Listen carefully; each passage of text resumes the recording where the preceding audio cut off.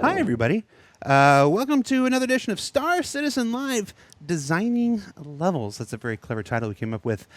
This week's show focuses on level design for the persistent universe. And joining us on the show this week is a collection of persistent universe level designers from all aspects of the persistent universe. So we've got a lot of questions to get through. Let's start with our introductions here. Let's start immediately to my, what is this, the right? Tobias. Who are you and what do you do for Star Citizen? Hello, my name is Tobias. I'm a senior level designer for the PU, the Persistent Universe of Star Citizen, and I think I've been here now for 4 years in a month, I Really? believe. Yeah, I think so. I'm trying to remember when I started. I think it's 2016, middle of 2016. So yeah, And what are that's me. some of the things that you've worked on for the Persistent Universe? So I've been part of quite a lot of things. It's random here and there, but the big things that are released that is the Surface Outpost was a major thing for me. It was one of the first things I worked on. I helped out with Area 18 and also a little bit with the rest stops in the beginning before they turned into the modular tool. For Citizen Con, I've also helped out with like the jump points that we showed and stuff like that. I think that's the major ones. Cool. And I compliment you on your choice of location today. You're in one of the surface Yeah, outposts. I like that one. Thank you. All right, we'll just continue counterclockwise. Frederick, who are you and what do you do for Star Citizen? Hi, I'm Friedrich. Everybody just calls me Fred, though. I'm the principal level designer on the PU level design team, and yeah, I joined shortly after Toby in 2016. And since then, I've been working on quite a few locations, but mostly on Lorville and New Babbage. Also worked on smaller things like hangars and security checkpoints and a little bit on the caves. But yeah, mostly those flagship landing zones. Cool. And I'm just going to call you Fred from now on because I just realized I've been murdering your name and I apologize. It's fine. It wouldn't, No worries. it wouldn't be an SCL without me murdering somebody's name. Right. And then continuing our journey counterclockwise, Andreas, who's above me. Who are you and what do you do for Star Citizen? Well, my name is Andreas. I am the lead level designer for the Persistent Universe. I've been here for quite some time, been about 5 years now, I think. I mostly oversee the team, take part in the initial planning, review work, but I also actually did the white box for Area 18. Okay. So, level design as a whole, one of the reasons I'm glad we can do this show like this is when we talk about our environments a lot on shows like Inside Star Citizen, Around the Verse before that, stuff like that. And because those are very visual shows, we often tend to focus on the visuals. It was real important to me to get an opportunity to sit down and explore what level design is in Star Citizen because we don't have like game levels in the traditional sense. You know, like here's stage 1, here's stage 2, here's stage 3, kind of in a traditional game, but we still refer to it as level design. So for today's show, we're taking questions related to level design. As usual, we put up a thread up on Spectrum at the beginning of the week where folks were able to submit their questions and vote up which ones they wanted to see answer most. We've pulled the ones that are appropriate for this team. Obviously, when questions or whatnot, these guys aren't the ones who decide when things come out or prioritizations or what are you going to do this versus this and stuff like that. But as far as the process and work involved in creating our environments and the places that players can walk through in their player character. These are the guys. So we're going to jump into the questions now. As usual, if you're watching live on Twitch, you can submit your questions with the word question in capital letters surrounded by brackets. That's going to help our fantastic community management team pull those questions out and send them to me so I can focus on the conversations going on here. So right off the bat, I'm starting with a question that I had personally. So this is just first because I'm like, yes, I want to know. Please, can we have maps, signposts in the modular space stations? It's very easy to get lost in them since they all have similar looks but different layouts. Yes. So, I mean, the space stations we have at the moment is really just the first version of the kind of new, larger interiors that we have with the larger exteriors. The layouts themselves are pretty much just the first version. So we will be reworking the stations over and over again. We will have many iterations as we move along. We're going to reorganize the way it's connected together. We knew from very early on that we also needed signs inside the stations for the players to orient themselves, but it is a procedural station and we don't want to go in and kind of hand place the signs. We want the tool to do that. So rather than doing that, we are waiting for the tools to become available for us to automatically seed various boards inside the stations with whatever content is coming down the corridor or whatever it might be.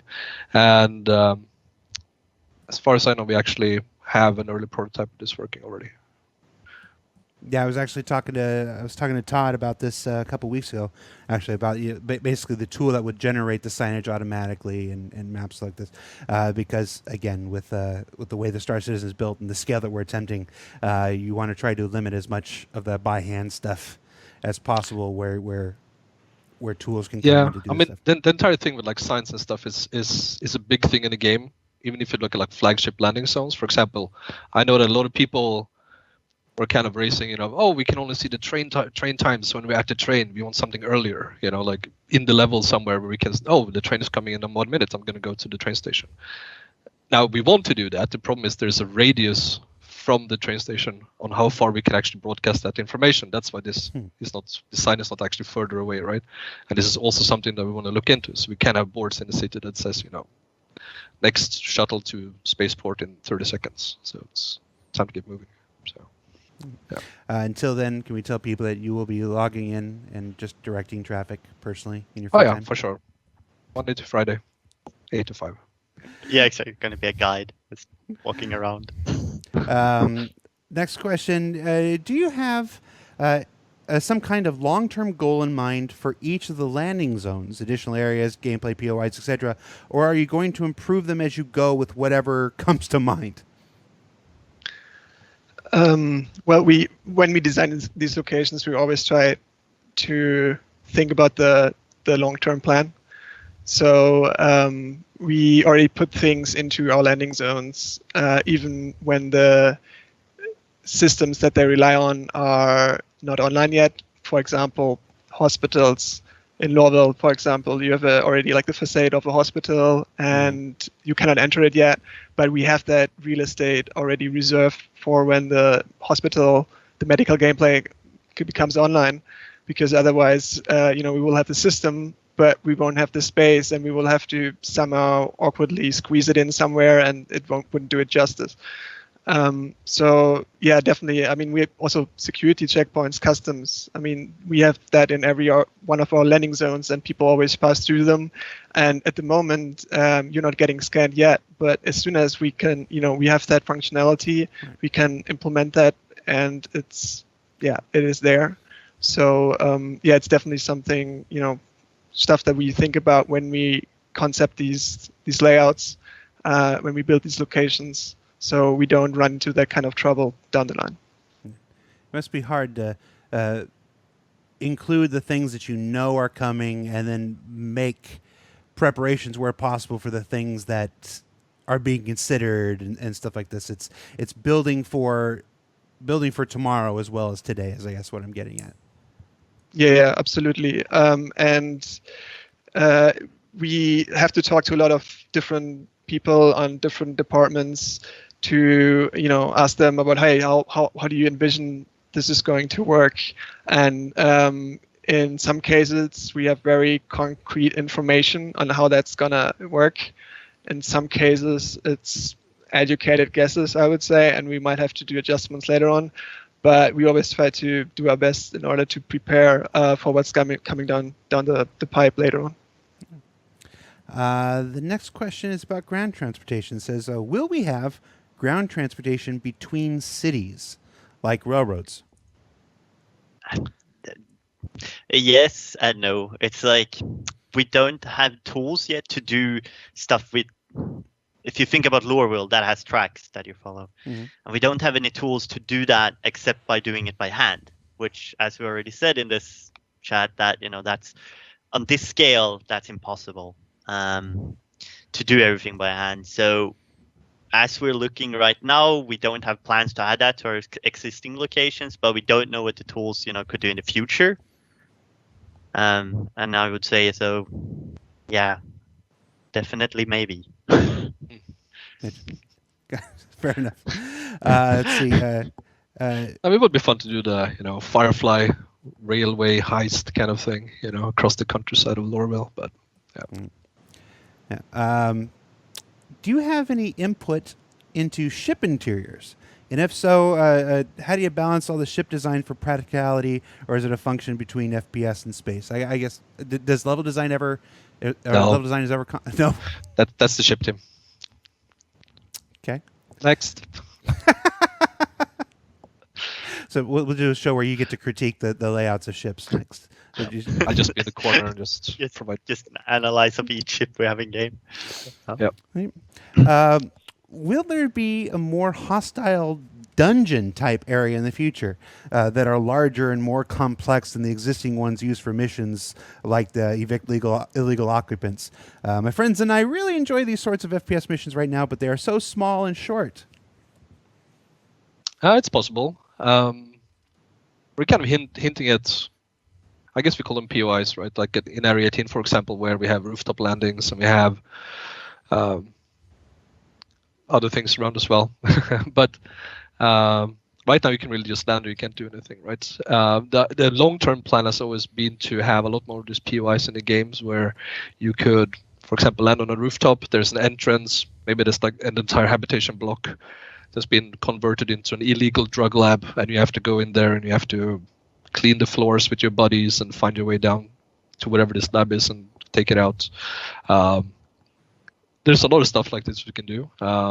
Also with caves, we can add content in caves to expand them even further. As well with, for example, the underground facilities, which are quite limited at the moment, have also quite extensive kind of expansion possibilities in the future. So at the moment sometimes our content seems a bit flat, but that's because we're trying to go wide. We want to build a representation of everything that we want to have in the game first. We could spend 5 years building out R-Corp, but this would be R-Corp Citizen then. It wouldn't be Star Citizen, right? So we want to go wide and we want to put all the content in before we start focusing too much on individual items and build on the depth, right? It's kind of like how you paint you paint a house. You start with the broad strokes. You start with the broad strokes and cover everything in a foundation first, and then you go back and you start doing the details. Detail touch-ups, and then finally the fine stenciling work and stuff that really focuses down. Yeah, exactly. I mean, it also helps us to identify where we have missing bits of the puzzles, if you want to call that, right? This size of XYZ is missing. We should have that type of content on a planet or in space somewhere. So that's why it's important to get this kind of map down to identify all the different possibilities that we have before we add the content depth. You mentioned caves. The next question says, will we see expansion and more diversity in caves in the future? For example, ones that are wide enough to drive a small vehicle into, ones with underground lakes, ones made by ice or crystals. This person's got a lot of ideas here. I mean, Fred, you worked on caves, right? Way back when.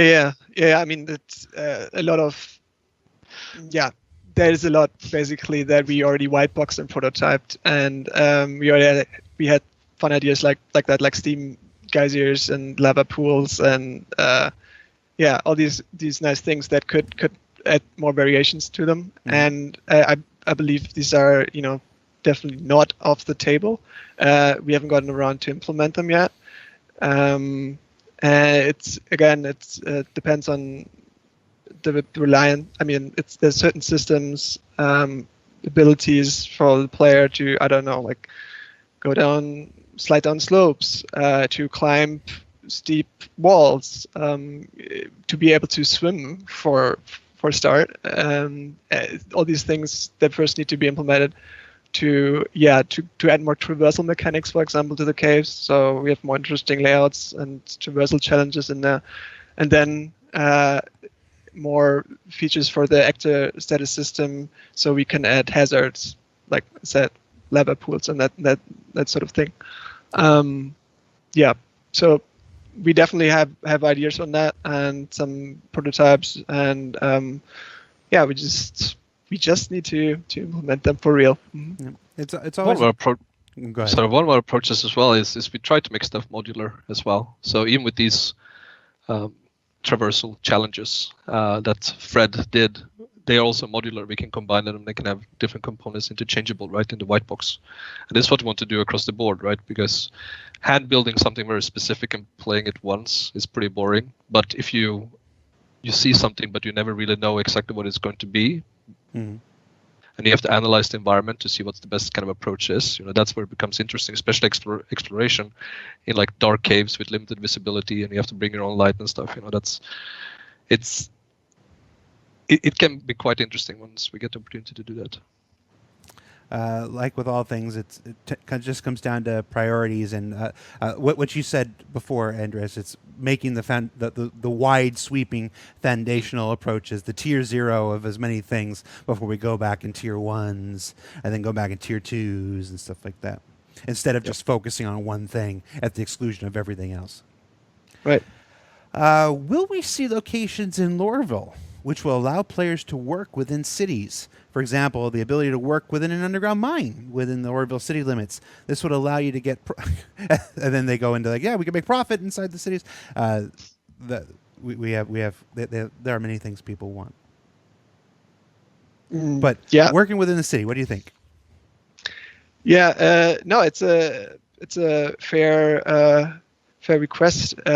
More things to do around our landing zones. I think personally, once you make the trip down to one of these big cities and you're inside it, and we would like, there should be more stuff for you, more jobs for you to do, be it, getting a job at the Microtech Planetary Services to run errands for them, or in Lorville, like it was, suggested there that you get a permission to get involved in mining, first-person mining beneath the city of Lorville or something like that. I think those are good ideas, and they are also definitely something that we would like to see and we would like to add. It's making me think of Beneath the Planet of the Apes right now. Okay, here's another Lorville question. Whatever happened to the secret entrance to Lorville? Yeah, might as well take that one too. The secret entrance. Yeah, I think we started white boxing that one, and then it got deprioritized. But I mean, there's also a reason for it. We don't have the sort of smuggling gameplay yet. So as soon as we expand on the law system, that certain goods are not allowed within the city limits of Lorville, for example, and basically you cannot get through customs with them. You cannot carry them inside. Exactly. By that point, then it would make sense for us to add some of these secret entrances to the city. Right now, it would just be another entrance, and there wouldn't be much of a gameplay consequence to it, I guess. So as soon as we have that, such a secret entrance would get a whole more important kind of priority. If you want to say. Yeah, I guess it doesn't make sense to spend time working on back doors when at the moment you can walk through the front door with just about anything. Yeah, I mean, this applies across the board as well with kind of any element, like Fred mentioned in the beginning. We have the hospital facade for Lorville, right, and other locations. We're probably not going to do anything about that until actually that system comes online, because otherwise we would just build something without knowing how it's going to work, and that would be inefficient. Yep. Let's see. Now that we have New Babbage, it's actually another Lorville question. Now that we have New Babbage, will places like Lorville be upgraded to New Babbage standards, such as a no-fly zone removal, textures, layout, etc.? Like New Babbage, can we expect to see more fluid movement between landing zones, the planet's surface, and ships? Toby, you want to take that one, or? Sure, I can take it. I mean, we have that. We want to go, and update several of our landing zones, like when we get new systems, like has been mentioned here several times. Removal of the no-fly zone and stuff like that is a bit more tricky. It's like we're always gonna have the no-fly zone for all locations. New Babbage also has it. It's not, not there. It's just not as how do you call it? Intrusive. In your face. Yeah, exactly. In your face, as it is in like Area 18, for example, is a big example where like the whole planet is pretty much covered on that. So I mean, the simple answer is yes. We will go back to locations. We will update them. We also obviously see and hear feedback from players when we have released a location. It's really good to like get the feedback in, and then we can like, oh, we want to expand this, or we get time to expand it. And it's like, what should we focus on? And then maybe we heard, that this and this is the stuff that players find most interesting in this location. Yeah, then we'll make sure to focus on that first. So it's, yeah, I mean, it's a yes and no question. It's like we will go back, but we don't plan on making like a complete rework of an old location as it looks. Okay. That just to add to that, I mean there's a lot of updates actually that are going into existing locations that are sometimes not that obvious to players. I mean, like remember when elevators were just traveling between two endpoints, and you had to go to a specific elevator to reach a certain hangar. Now, Transit System 2.0, we can change that around. There are performance optimizations. A lot went into 3.9 actually. We split interiors and exteriors for performance reasons. A colleague of ours is working on the restricted area with that feature team that's developing that. So that is being improved, and previously released locations are benefiting from that as well. It's just when it comes to tearing the entire layout apart, or reworking large libraries of assets, that's substantially more work. And again, like, not to dismiss what Toby said, we are listening to player feedback, and we definitely let that influence future locations, and we also try to improve existing ones. But I mean, there are also certain things, Lorville's layout is just, the nature of the location. It is different from New Babbage. It is more of that, big, chunky, industrial, low-tech mega city that's in the middle of the desert, just, Judge Dredd style. Right. And New Babbage is a little more intricate with the domes and that are connected, but more like little islands. Right. And there's just some things that we won't change. But hey, There's lure obviously comes in a bit to it as well. Like Lureville is a harsh location compared to, other areas we had. That and is also something. Art direction too, of course. Yeah, exactly. That makes sense. It's not every location is meant to be all things to everybody. Like New Babbage was designed for the worker experience, to engender a positive experience for its workers. So yeah, things would be a little easier to get around to. It's like that Lorville is less concerned with the well-being of the people that inhabit it. I suppose. So it's so a it wouldn't be dystopian paradise, right? dystopian paradise. Is that sure, that'll work. We'll go with that. Fred, it's a brave man who brings up elevators. Kudos. Oh, The number one killer. Yeah, we're gonna regret that one. The silent killer. I think we all aged about 5 years in that year we worked on the transit. It's hard times. Indeed. So what is the current status of development on secondary locations and structures, like the ones we showed off at CitizenCon 2017 around Lorville? Things like basically the smaller outposts that are supposed to surround the bigger ones, I suppose, is what they're getting at, if I remember CitizenCon 2017. Suburbs. Yeah.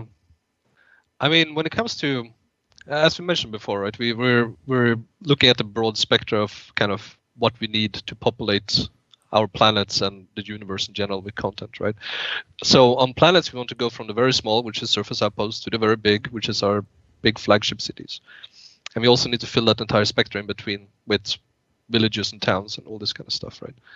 So this is something that is still very much a thing and something that we'll be looking into. But it's a bit early right now to talk about those things. But we do plan on adding a lot more in general to our planets, because they're not going to be a city and 12 surface outposts. Let me put it that way. When designing locations, do you where do you start? Do you start with do you start drawing the thing out on paper? Do you start with a formal like 2D design, or do you start with a 3D concepting, or like white boxing like a ship? Where do you start? I think each one of us can give a little bit of an input on that, because I think every level designer might work a bit different in how they start. For example, some people like to do paper, some people just go into the editor, and some people just maybe like to write down a little basic story based on what they get from lore, for example, to just identify it. So I'm not the person who generally draws a layout. I more do a flow chart of how I want the location to flow, and then I go into the editor and works in the kind of 3D environment. That's what I do, at least. Yeah, that's kind of how I start with a document, of course, that describes every detail of the location to the tiniest screw. And yeah, I think one thing that we all do, please disagree with me, Fred, if you don't, but we always start with the document, right? Which also it has the requirements we get from the directors, like what is this location, what's the main purpose of that location, etc. And then it's what Andrea said, then we work a little bit differently. Like I also go into a flow chart as the second step, but I usually start with paper after that, and I don't go into the editor until I have a few paper-based designs that I'm feeling fairly good about. Then I start implementing them for myself, that is. No, I agree. Starting off with the document is super important just to get an overview of what the contents of the landing zone are, what are the requirements from the different departments. Like, hey, we definitely need spots for these 2 mission givers, or these are certain shops that we absolutely need here. What's generally like maybe the art style and all that. So that's basically the foundation, and a 2D layout, whether it's on paper or whether you use Microsoft Visio or something like that, to create a flow chart or a very rough layout of where what is located. That's what I would do. Again, you can go into more detail, drawing top-down layouts in 2D, but I think with the tools that we have to quickly sketch in 3D, basically in our editor, is what we call these designer solids is that we use. We can quickly draw in 3D these types of environments and get a feel for them and jump into game and walk through them and see if they work. Can you think of a time when the proposed art style influenced your layout design? Like you were originally thinking, one thing, like sharp right turns, it's like that, and then you saw the art style, and you're like, oh no, we want to open this up a bit more. It's how does art influence your design? I mean, it's a.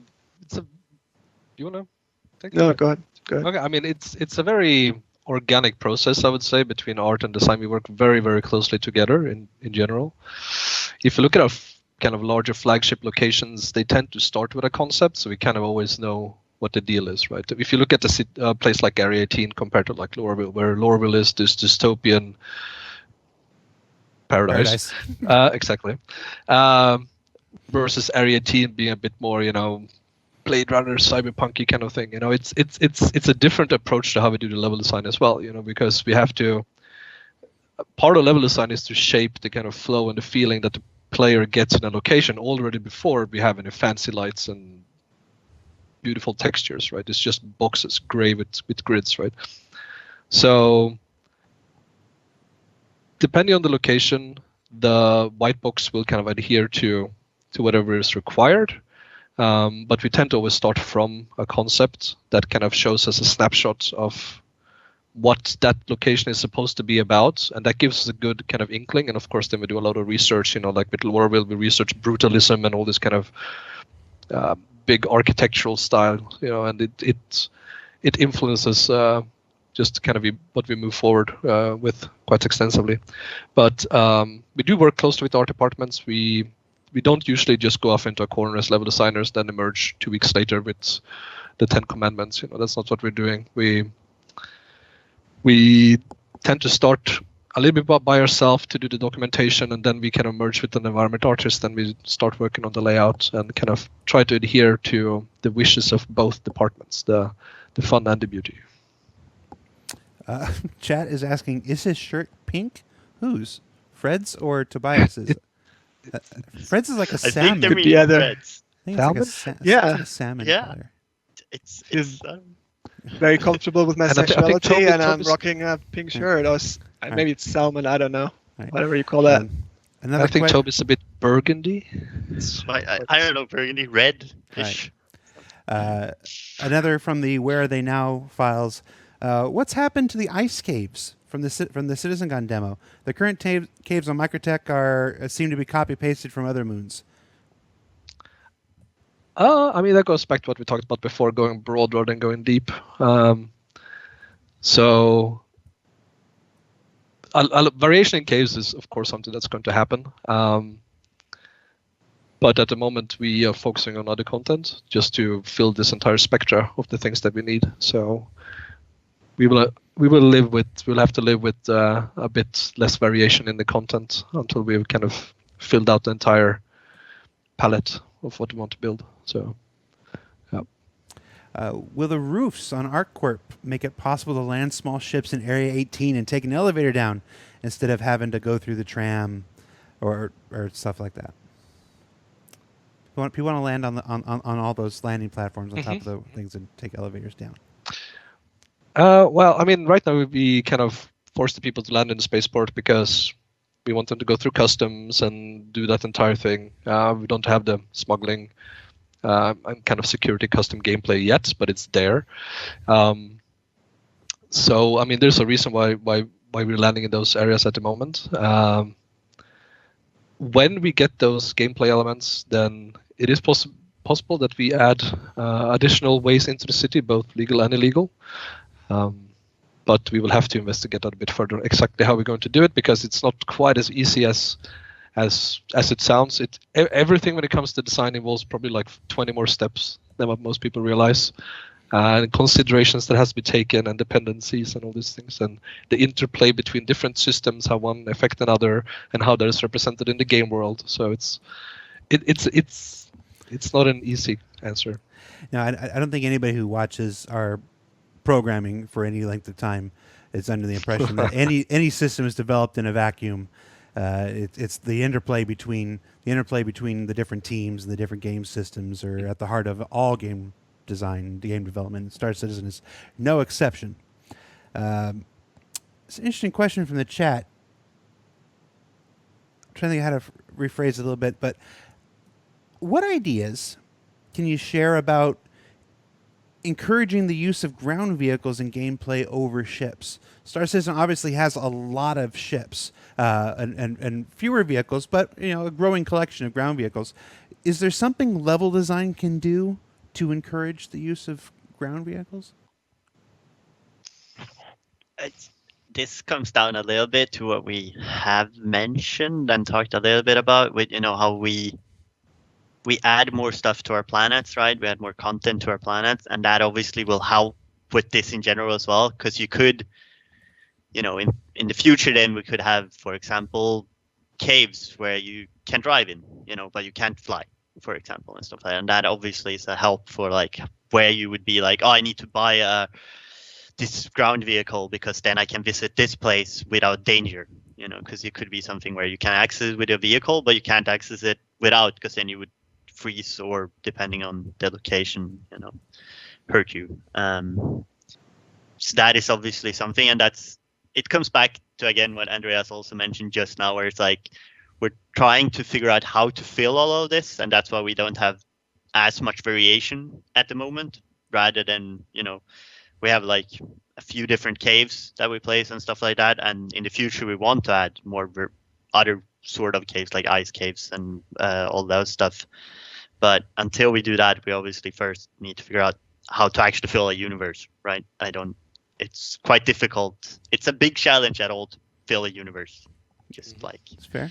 as a level designer. Is there I something? mean, it's also for example, you can look at, this is not necessarily, I think I'm maybe speaking a little bit on behalf of other departments, but when you have things like weather effects and planetary effects, you can have electric storms and things on a planet that basically grounds every flying thing for the next 500 kilometers, but you still want to go in there, right? Then you have to get on a vehicle and you have to drive there, right? That's not necessarily level design, but these are kind of the interplay of different departments and different kind of elements of the development that can help to kind of create like a unified experience, where we could provide the location where the player has to go to, but the only way to get there is by the interplay of like atmospheric systems and weather fronts moving in, for example. So there's stuff like that. And like what Toby said, of course, like caves, we want to go into a cave and you can't fly in there.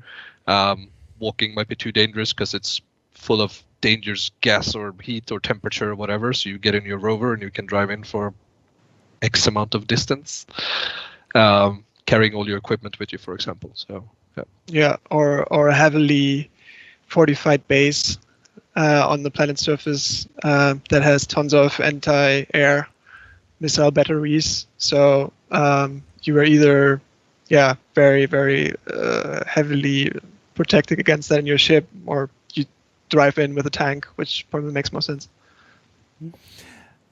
Some interesting ideas there. Besides the refinery, cargo, and commercial stations, what can we expect as far as other kinds of stations or orbital structures? We plan to have quite a few. I mean, as mentioned, refinery, rest stops, cargo. We will potentially have manufacturing plants, security, outposts, pirate hideouts, kind of everything that would kind of fit in a universe. So really anything that kind of has a gameplay element is a possibility to be turned into the function of a space station somewhere as well. So you won't just see a universe of rest stops. That's not really what the intention is. It would be a bit more. Tobias, hard time now. Why do all the bunkers look exactly the same with the same layout inside?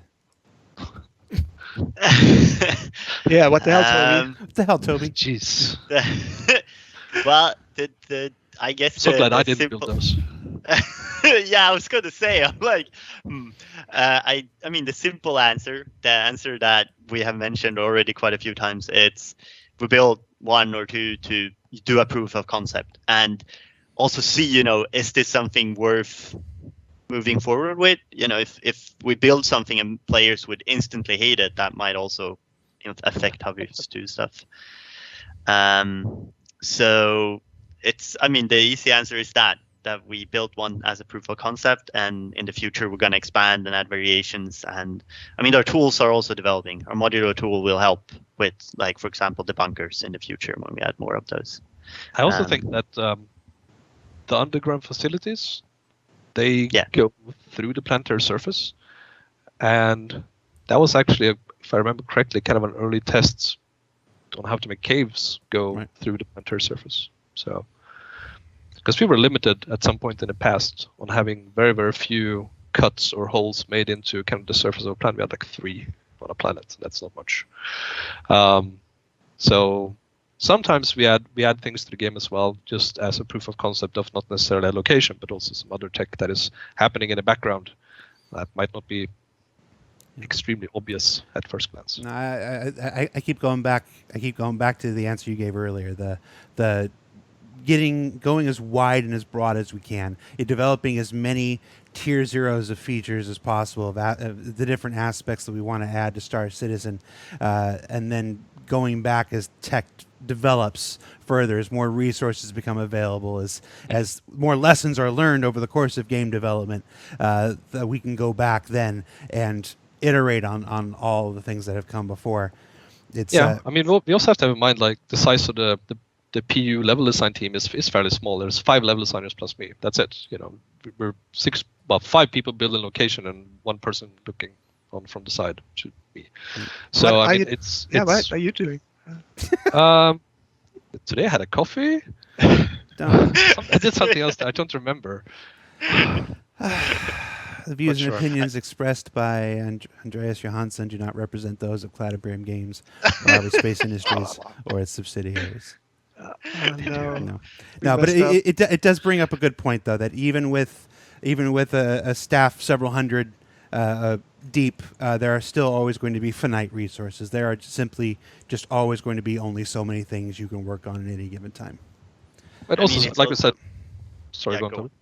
No, after you, sir.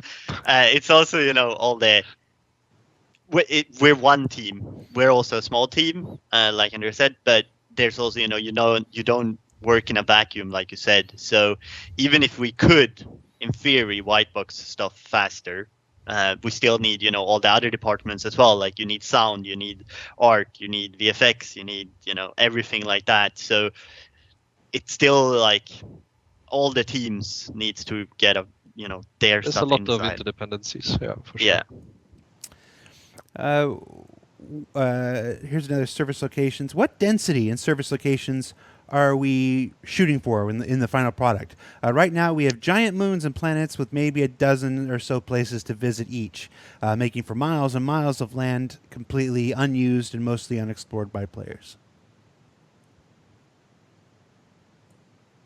I want to take that. I mean, Yeah. go ahead. I mean, I don't mind. As I said before, like the current density of content is in no way representative of the final product of Star Citizen. No, but when you think about Planet, we want to, as I said, I think about 20 times, we want to go broad, right, and add all the content in, right, and we also want to, depending on the planet, of course, we want to leave certain areas empty for exploration, for expansion by player-built structures, for example, right? So the content will for sure increase significantly, but we need to first identify all the different types of content that we need to add. So yeah, it's pretty sparse at the moment, let me put it that way. And ideally, we would have, hundreds, if not 1,000 caves on a planet, and It's also, hundreds of once surface again, outposts. tech. We got OC streaming, recently. That already helps to be able to add more. When we started with the Surface Outpost, we had the hard number. I don't remember the hard number at the Right. moment in my head, but it was like this many you can fit on a moon. Then the performance can't handle it. Right. And then we got socks, and we're working on even more performance stuff. That obviously also gives us the ability to, like, okay, we can double this, or we can add more and stuff like that.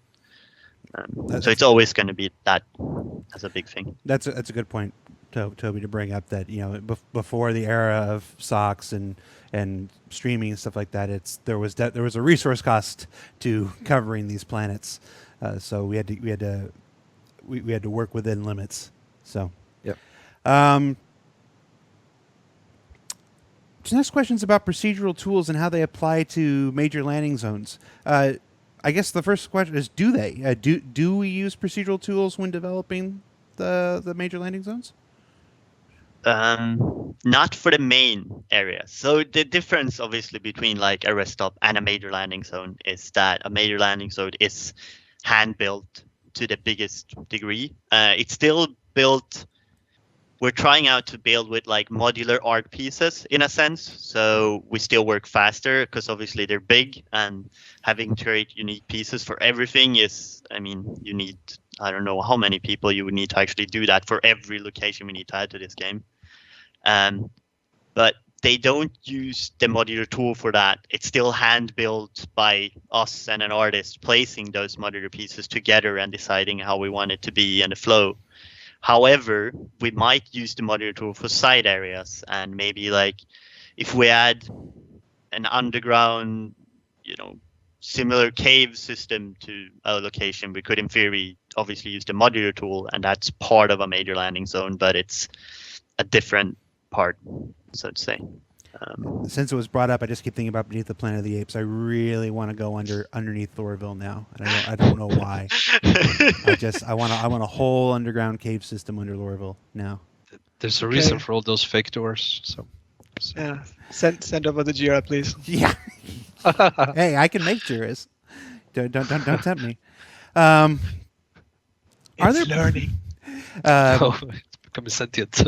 Are there plans to adjust hangars so the openings aren't so tight, or a more variety of ship parking like runways or multi-story car parks, or even communal hangars? One of the great, basically, they're looking for more ways to store the ships than just the boxes and the landing pads that we have now.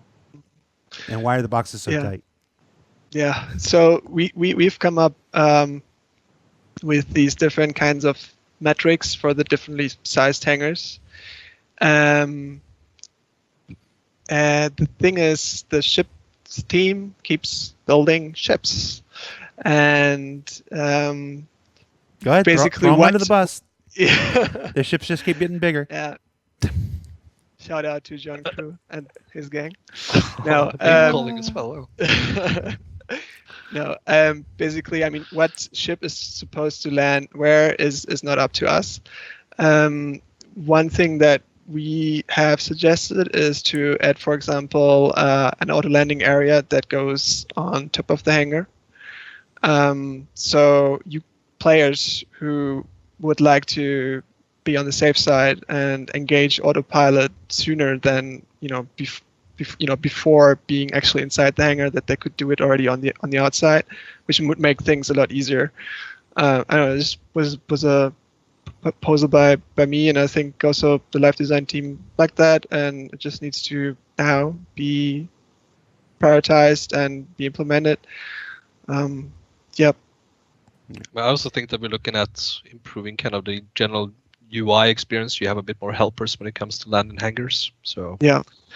In the end, if I'm gonna break the fourth wall, is that hangars are used for spawning and despawning ships, and that's why we also kind of single out ships into one per hangar, because seeing ships popping in and out of existence all around you isn't fantastic. Yes, and I do want to add that we were poking some fun at the ship team, but by no means everybody knows their work, like with the Carrack. Remember how the Carrack changed sizes multiple times?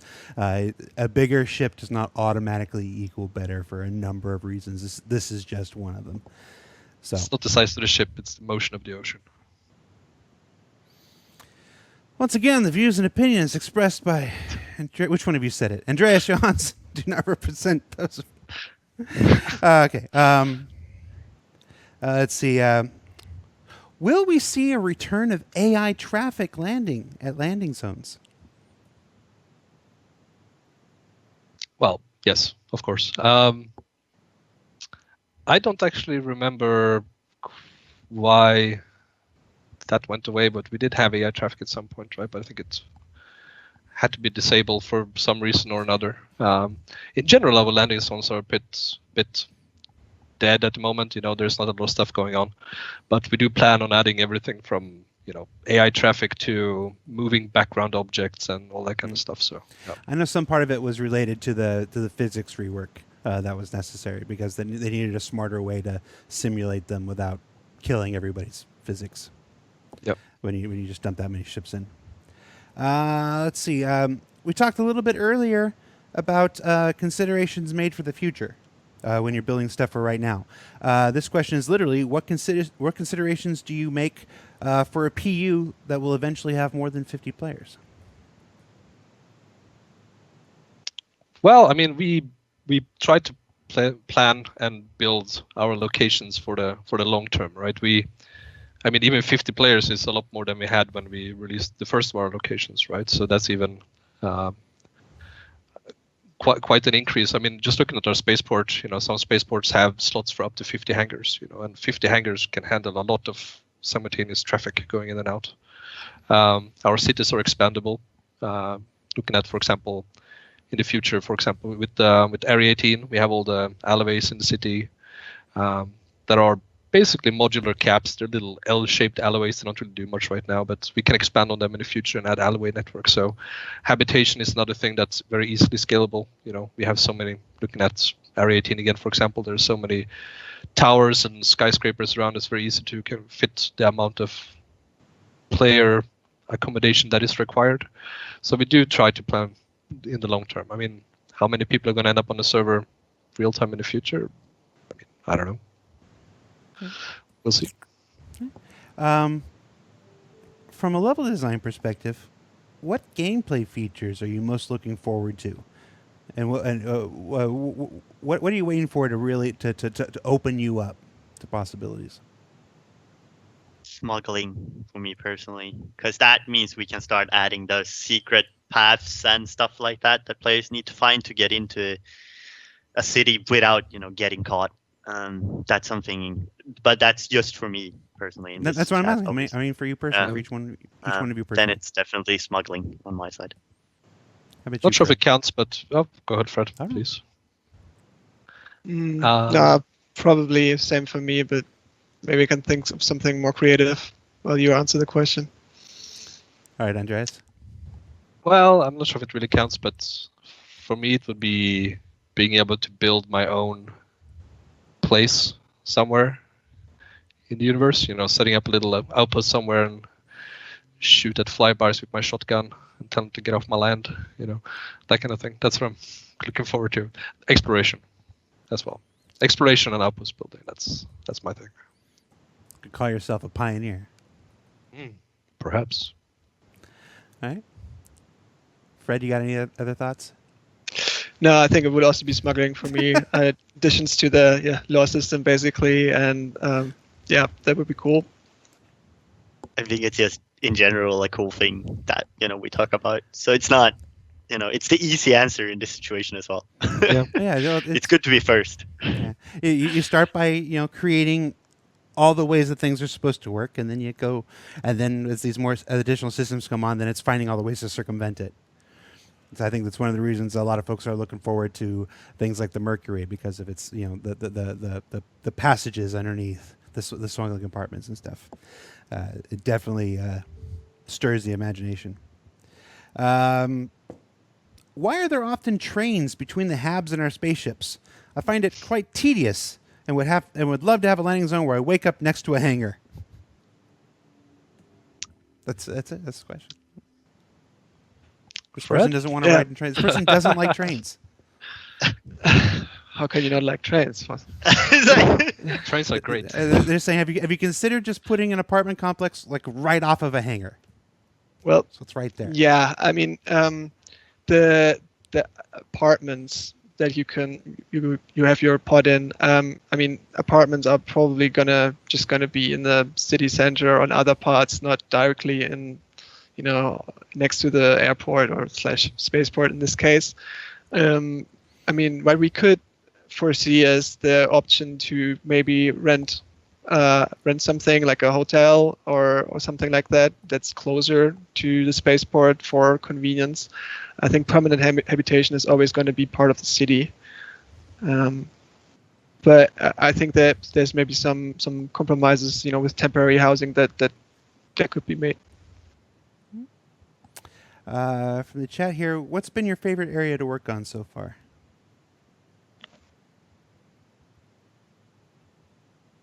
Difficult question. That's why everyone is thinking, I think. For me, that's I can't talk too much about it because it's a future location. But to mention one that I really enjoyed working on, that was also the Surface Outpost. It was the first thing I really got to work on when I started here. And I quite enjoyed that, like building those small just areas to figure out what they could be, how they could work and stuff like that. It was mostly for the experience. It was a really fun experience building with the team and everything like that. Okay. Who's next? Yeah, for me, was probably New Babbage. Basically building upon the stuff that we learned when developing Lorville, and having that influence that new landing zone, and coming out of the low tech industrial streets of Louisville into something a little bit more shiny. So it was also very, very cool. And yeah, it's I think a nice landing zone. So I like how it's come together, and yeah, just it was fun working on it. Fred? I mean, I don't have. Oh, just like, That's okay. We all look the same. no, we've been doing this for. Continue. We're almost done. Yeah, well, that's a shame. I don't get a chance to work on many locations, but I did work at Grimhex way back when, and Area 18, and I do still have a thing for Area 18 because I do like Blade Runner, I do like kind of cyberpunk.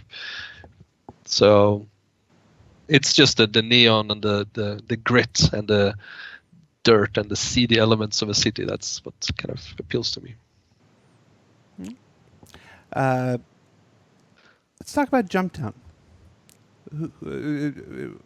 How did Jumptown come about? And how did Jumptown come about? And what are our thoughts on another Jump? Is there a Jumptown 2 in our future?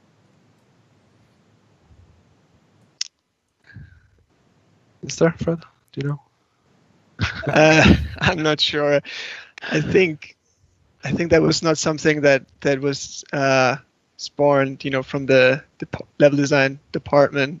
Really? I think no. I think you might have to ask the live designers about that. Do you agree, Andreas? It's possible. I hardly even remember, to be honest. But yeah, it's not really something that we were very heavily involved with. But that type of content will, of course, be something that we would be eager to work on. Okay. We're almost out, so let's do some rapid fire questions. Let's see if we can get through some of these last remaining questions here. Can you implement movement in the cranes in Lorville? I think we talked about that already. They did move at one point, I think, but they stopped. So we just have to whip the workers to get them working again. Okay. Will the food vending machines have functionality and video game machines have operational minigames? Yes. Yes. Okay. Will refinery decks and cargo decks be present at all rest stops? No. No. Okay. Do you plan on adding secret, unmapped locations, rest stops, or stations in deep space? Yeah, of course. 100%. Somebody in the chat when Tobias was like, I can't talk about it, they're like, what about open development? I'm like, what about surprises? What about discovery? What about things we want you to find for yourselves? Let's see. Number 27. Will planets that are inhabited eventually be populated with smaller, procedurally generated cities and other facilities and missions beyond box deliveries instead of just minor outposts? Okay, that was a bit longer than a short question. Yes. Yes. Yeah. Yes. Okay. Yes. Will locations that are currently static have damage states if they're attacked, or degradation if there's not any maintenance done to them? As far as I know, there's plans to make wear and tear and various states depending on different types of interaction that might occur, hostile or non-hostile, with said outpost. Yeah, and just think about, all these other systems that are gonna come online later, like power and atmosphere that couldn't be disabled, enabled. Actually, this might even be something that I might be more excited about than smuggling, or about as excited. Actually true. Messing with the space station and seeing the effects. I think that's gonna be cool. I mean, that's also something. I know this is quick fire, but when you look at the content that we want to do on the planet as well, we do plan to add everything from power to resource transfers to oxygen atmospheres. So when we build all this content from the very tiny to the very big, we want to make sure that this also works across the board, right? Because we want to have this interactive environment and not just a static world that the player floats through some kind of bubble. So. Yeah. All right. Roads. Where we're going, will we need roads? Yes. Yes. So roads are still a thing. I don't know if we need them, but we will have them. Okay. Just waiting for tools. Right. Last but certainly not least, will there still be a replacement for Port Olisar? And if so, will the old Port Olisar be left in game as a derelict station? What can you tell us anything about Port Olisar? Port Olisar. Fred is doing the cutoff Just portion like right cancel there. mission. Cancel mission. Put the power, like knife in the power supply of the computer. No. Who knows, right? I mean, yeah, Port Olisar is a thing. It's a thing in the universe that will remain a thing in the universe some way or another. We shall see. What? It's the bastard child that we didn't want, but no, we wanted it. But I just, shh. Yeah, you're right. Fred, cut out. Once again, for the cheap seats, the views and opinions of Andreas Johansson do not represent those of Cloud Imperium Games, Robert Space Industries, or its subsidiaries. Guys, you did it. You made it through your first 3 disclaimers. Star Citizen Live. Yes, 3 disclaimers is a record. Congratulations, Andreas Johansson. 3 disclaimers in one show is our record. Guys, thank you so much for taking the time to be here on the show with us. We wanted to do this for a while, so appreciate you making the time for us towards the end of a Friday. Hey, I was thank going to you. say, now you can all go home, but you're already there. You're home. Last week we did a hosting. Last week we hosted Bognagus, if I remember correctly, and if I'm not remembering correctly, I'm an ass. We liked it so much last week. We're going to do it again this time. We're going to raid Zvonimir. I hope I'm pronouncing that right. Zvonimir. He's one of our French streamers who works with Gout Slayer, if I remember correctly, and they do a lot of the translations for the French community, which is a terrific community. So we are going to go ahead and see if we can host Zvonimir, if I can remember how to spell his name right. For those wondering why we're picking some others and not others, we're going to do this from now on. So we're going to make this a thing. So if you're not being hosted right now, just keep doing what you're doing, and we'll eventually, work your way through. Talk to the community team. That is Tyler and Ulf and Molly. And I left off Christian last week, and I felt like an ass afterwards. Like the second I went off, I went, "Oh man, I forgot Christian." Whatever. So Christian, talk to them if you're interested in being hosted after an SCL. So we've got almost 1,300 people. So when you go there, when you jump into Zvonimir's channel, tell him Ulf says hi. For Star Citizen, I'm Jared. That was Andreas. That was Tobias. That was Fred. And we'll see you next week, everybody.